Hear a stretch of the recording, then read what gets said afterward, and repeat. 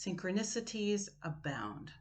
It's always fascinating to me when messages come from more than one source at around the same time. I stumbled across this quote from Dr. Joe Dispenza shortly after hearing something similar in a class I was taking with a close friend. The quote reads, "The mistake so many of us make is we look for evidence outside ourselves. We slip into an unconscious, habitual, conditioned way of being. We forget if we want to draw an experience to us, we can't look for it. We have to become it." In the class, the teacher, Raincrow, was sharing a story from her teacher, Prechtel, about wild horses.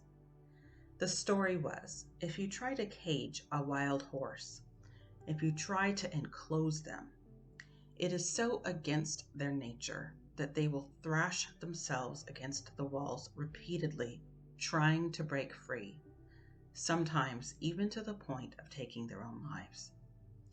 If, however, you can embody what the horse loves, the wind in its hair, the rolling open meadows, the freedom of the wide blue sky, the horse will gladly align with you.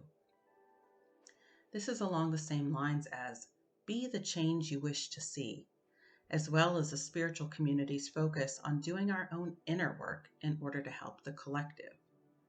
If you can be in resonance with a thing you want, be in accord with it, it will flow more freely toward you. This is a concept I don't have a complete intellectual grasp of yet, if I ever will. However, it feels right. I can sense the truth of it. The other question, of course, then is how? How do we become the wind and the hair of the wild horse? How do we become the misty morning for the ancient redwood tree? How do we embody the voyager spirit to attract the next big travel adventure? I have no idea. If you do, please share in the comments. Thank you and blessings.